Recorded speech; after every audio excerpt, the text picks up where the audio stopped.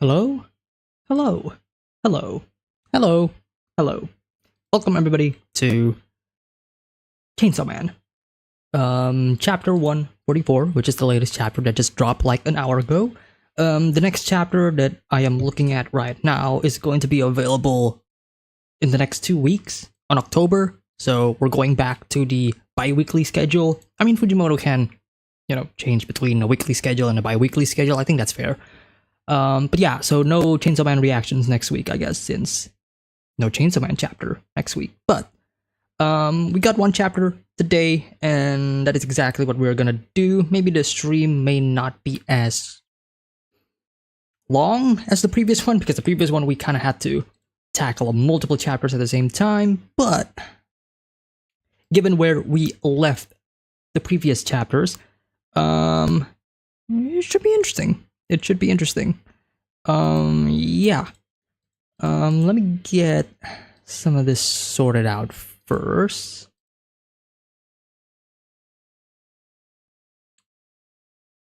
Let's see, let's change to that. I'm gonna have to move to Twitch as well. Give me a sec.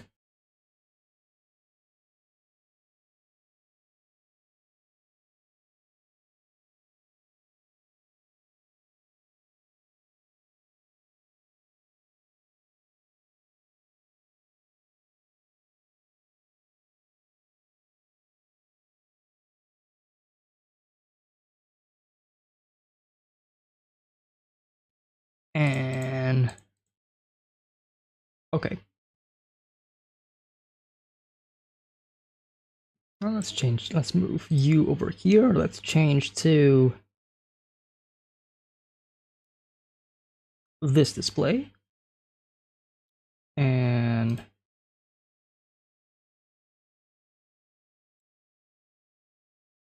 change that to 144.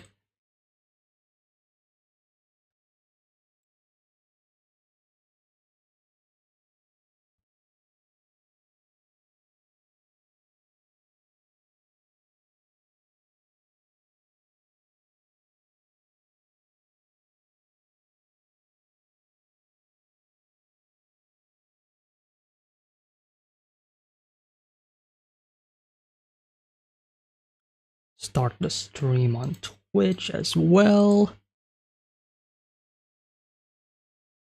Am I live on Twitch? Yes, I am live on Twitch. Okay, good.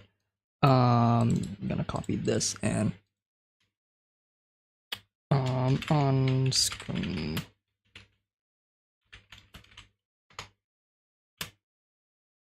On screen pages on Twitch. Boom. Pin that to the message. And there we go. Alright, cool. Gonna hit record. Let us begin.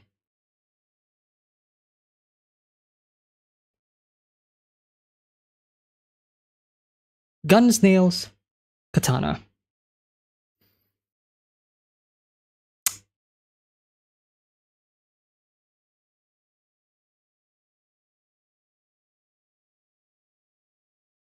I'm gonna take a sip.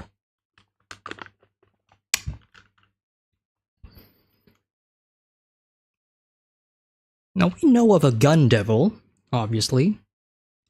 We know of a nail, that is a weapon attributed to a certain character from the first part. And we also know a katana, who is also a dude, who we like to call a katana man, who shouldn't be confused with sword man. And all of the students are just holding AKs.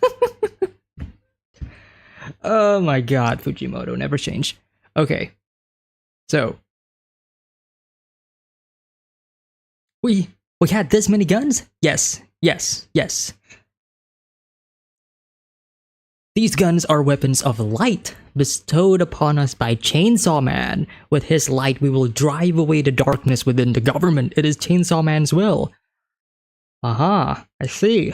I see. It is bestowed to you by Chainsaw Man. Aha, it will drive away the darkness. Of course. Of course. Chainsaw Man rules. Chainsaw Man rules. The future rules? Send in one Special Division 7 agent through the front, one agent through the back.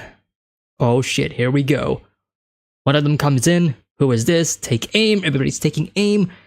Dude has 3 nails on the head. The silhouette kind of reminds me of Katana Man. I could be wrong with the.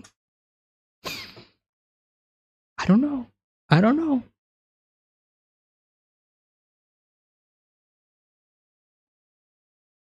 We could be reintroducing all of the hybrids from the first part. I mean, that was what happened in the previous chapter, right, with Kwang Shi. So it would be natural for Fujimoto to throw in the rest of the gang as well, right? Like, why wouldn't he do it, right? Like, why would he only show one and not the others, right? Might as well just confirm all of our speculations.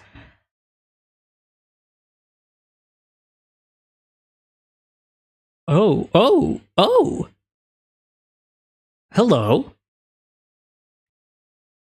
Oh my goodness, what's this? I mean, those hips though. Why they're almost all only mopeds? Kids shouldn't play with guns? No, they should not.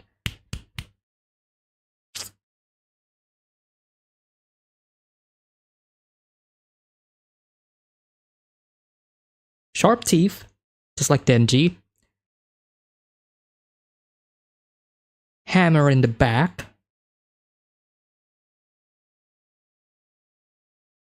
And nails as well.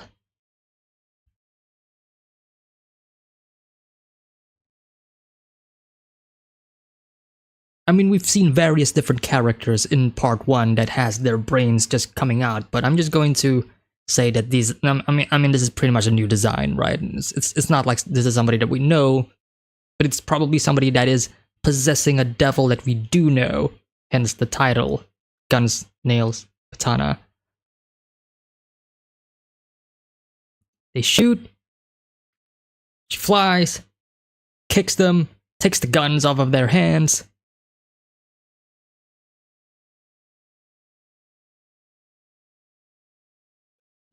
Interesting. Nails them to the wall. The precious hands of innocent children are meant for studying. Excuse me? Studying what?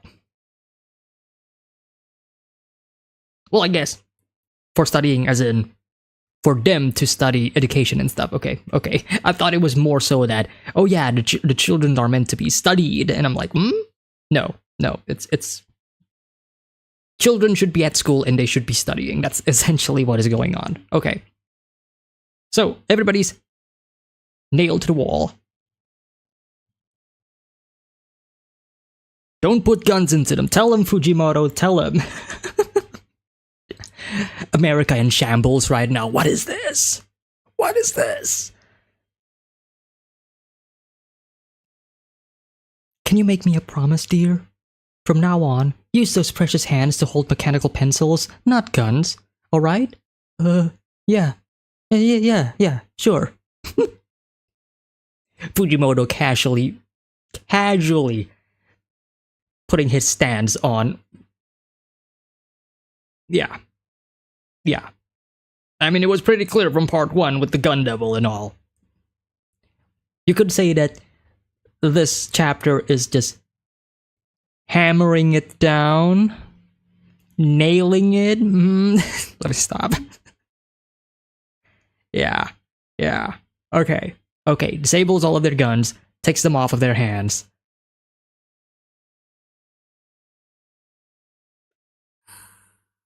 I mean, still kills them though.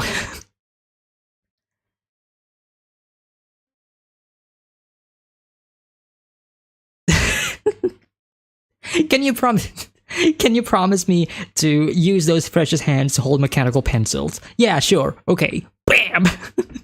Still kills them. Still hurts them. Like, okay. Damn public safety dogs. The devil exterminators sell their souls to devils. I'm not like them. I'll become a devil myself. Oh. Ugh. Fight evil with evil and devils with devils. Fight fire with fire. Interesting. Instead of selling their souls to devils, this dude is like, no, I'm not gonna sell my soul. I'm gonna be a devil instead. So, being a devil is better than selling your soul to the devil? I guess in a way, yeah, I mean, in a way, it kind of makes sense. If you're selling your soul to the devil, that means you are essentially giving up your life. You are no longer a individual person. You become a slave to the devils, right? You form their contract. You are selling your soul, and you are never free. And yet, if you become a devil, then you're still technically the same person, and yet you just have the devil powers instead. So, but you're still making a contract with the devil, though. Like you become a devil, but you're still. It's still a contract. It's dude. You're still selling your soul to a devil if you obtain the devil powers. It's not like you just magically get devil powers, my man. You need to make a contract with that whatever devil that you're talking. So, hypocrisy? Hypocrisy. Fight evil with evil and devils with devils. Unless there's a plot twist and he reveals himself to be like an actual devil and he's not actually human, which, okay, fair enough, but nah.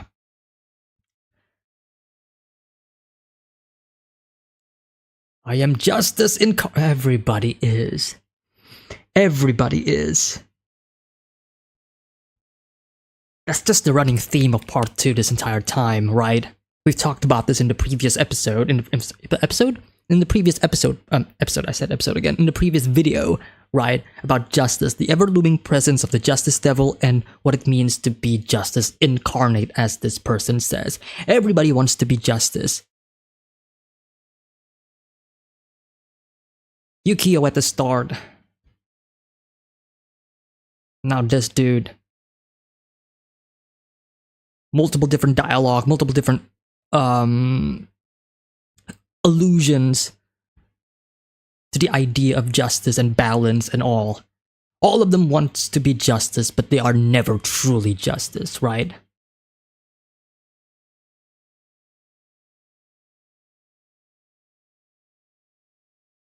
And I do love that in terms of like the Justice Devil's design, or at least the design of the people who have contracts with the Justice Devil, it still pertains that similar look to it, right? And like if you look at this design right now and then you look back to like the design that we saw early on within part 2, like it still pertains similarities. It's not the same, but it's like it still possessed like the same, like looked the same limbs and such, or at least the designs of the limbs and how they protrude and how they morph into the body and such. Good grief, the arrogance of these humans. Tell me about it. Now face the justice of the Chainsaw Man Church. Justice?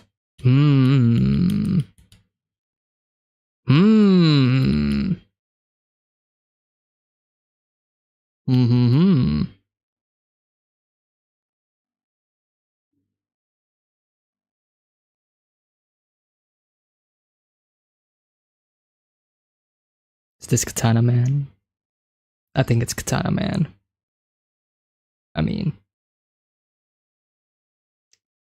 the design of the teeth, you know, like unmissable. And then the next panel literally slices the Justice Incarnation or whatever it is, right? Right? Right?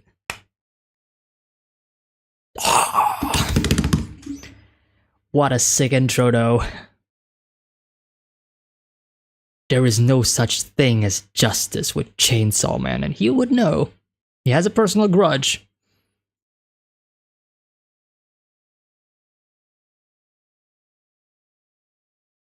But see, he is working with public safety, though. That's the thing. He is working with public safety. So as much as he hates Chainsaw Man and wants to kill him, if public safety says no, don't kill Denji, then he has to obey, otherwise he's just gonna get just like all of the other devils, right? That's like the rules, the contracts.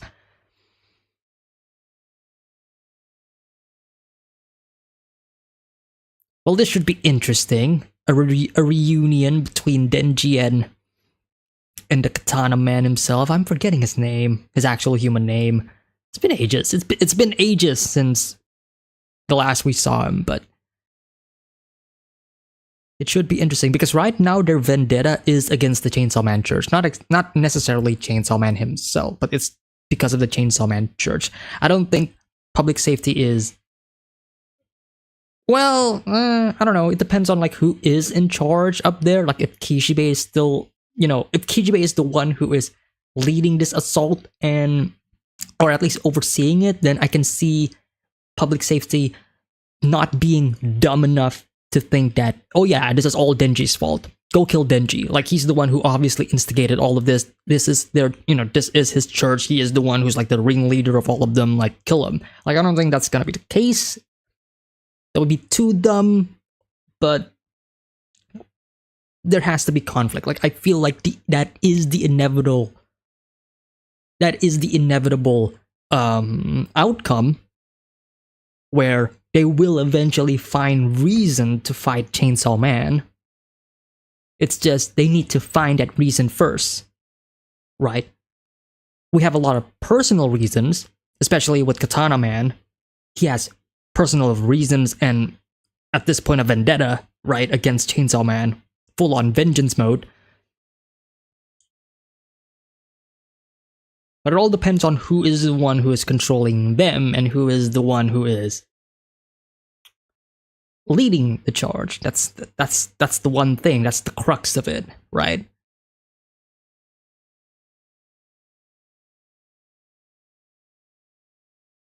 It should be an interesting reunion as well. We are getting slightly closer to potential Reze comeback. Fujimoto, please, please, please. It's probably gonna hurt. Like it's probably gonna hurt. It could be cool. It could be interesting. But at the same time, I feel like Fujimoto is setting all of this up so that he's going to hurt us more, emotionally speaking, because it's like member berries. Remember all of these characters that you love? I'm bringing them back.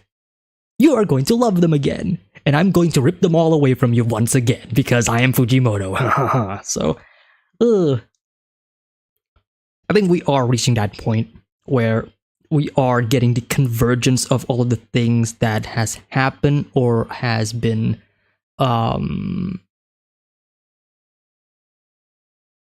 things that are loose ends from part 1, things that has not been fully explained or explored throughout in most of part 2. A lot of people were disappointed that in the beginning of part 2, it's that we are not getting a lot of these callbacks to part 1. I'm not one of those people. I fucking enjoyed the beginning of part 2 a lot, but I do see a lot of these, I guess, disappointments from parts of the community that are like, yeah, I'm enjoying part 2, but can we focus on some of the things that were left in part 1 and such like that? And I feel like this is Fujimoto finally addressing that. But I feel like the pacing for part 2 so far has been pretty good. Like the beginning of part 2 has been a lot of setup and a lot of character building for Asa Mitaka as well, because we are dealing with a new character, so therefore we need to build her up as much as Denji has, because Denji has already been through a lot of character development in part 1. Asa has not. She is a new character. Obviously, Fujimoto is going to focus on her a lot in the beginning of part 2. Then we got like the first convergence where Asa and Denji finally met, and that is where they kind of be on the same level in terms of character development and such, and development of the story as well. Now we finally reached the point where Denji's past is catching up to him, and that is going to be interesting. That is going to be interesting. I'm going to end the stream on Twitch, so if you are watching on Twitch and you want to come back and discuss more with me on YouTube, then hop on over. Otherwise, farewell. Okay, I'm gonna end the stream on Twitch. But yeah, overall, this chapter has been it's short once again, but still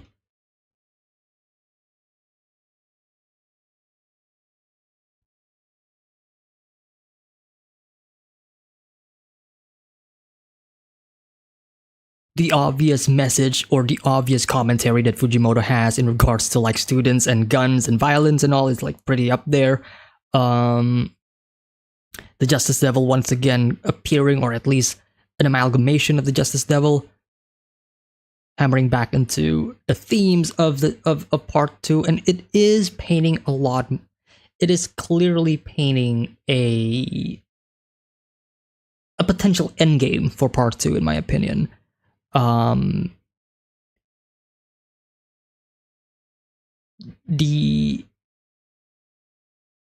endgame being, apart from like the Asamitaka stuff, at least for Denji, it is a matter of accepting responsibility. Denji has done a lot of things in part 1, especially towards all of these other characters, these other people who have contracts with devils, either hybrids or otherwise, and a lot of environmental damage as well. Let us not forget about that. And by the end of part 1, it seems like everything is going according to Denji's way, in terms of like, yeah, we're getting a lot of happy endings. Everybody, turns out, loves Chainsaw Man. Like, the television literally going out like, we love Chainsaw Man, we love Chainsaw Man, and he becomes a hero in part 2 as well in the beginning. Now he has a church, he has a follower, he has a following, a cult, if you will, you know, but it has always been quote-unquote positive. The world has mostly been positive in regards to Chainsaw Man. But there is a select few, the vocal minority, who are obviously against Chainsaw Man, and now they are coming back in full swing. All of those people who Denji may have probably killed, all of those people who Denji fought, all those people who unfortunately got roped up in the mix of things, right? Being unfortunately in a place where Chainsaw Man was fighting and then buildings collapses and all that stuff. Like, all of that, I feel like, is slowly getting revealed and slowly being thrown into Denji. And it all ties back to justice. They all want justice. Chainsaw Man has not always been good, and he never was. If people think that all of the things that Denji did in part 1 was good, then I think they need to reevaluate that, because there's a lot of things that Denji did that was bad, but it's just that we never really got a full focus on it. You know, like what I said before, and yeah, now we're getting into it.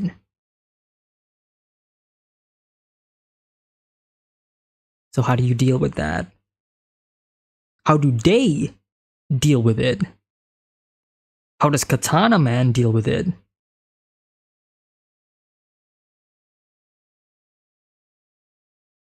And we haven't even seen all of the other characters who are more emotionally connected with Denji, right? Like, it's one thing to say about Katana Man, it's another thing to say towards a character like Reze, for example.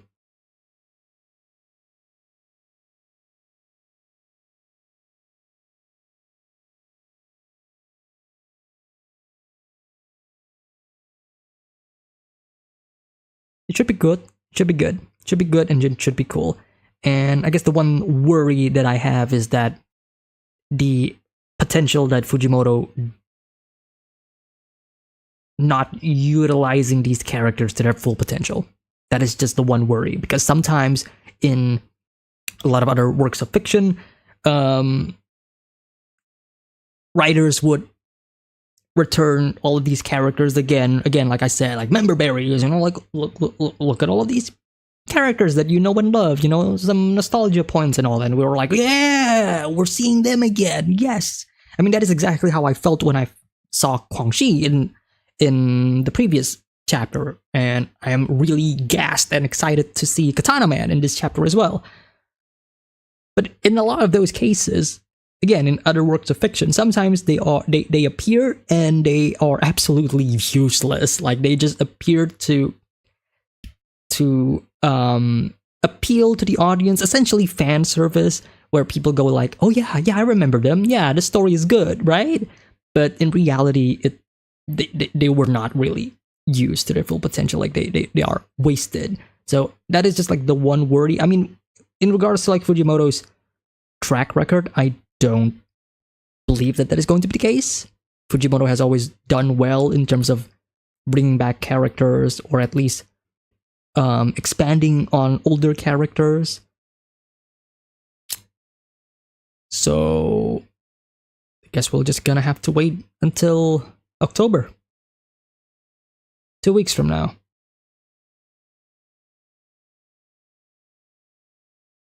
And I think that's gonna be it for this reaction to Chainsaw Man. Again, like I said, it's probably gonna be a very quick and simple stream. It's only one chapter, and that's pretty much it. So, thank you all who are watching the stream, and I will see you all in, I guess, 2 weeks from now.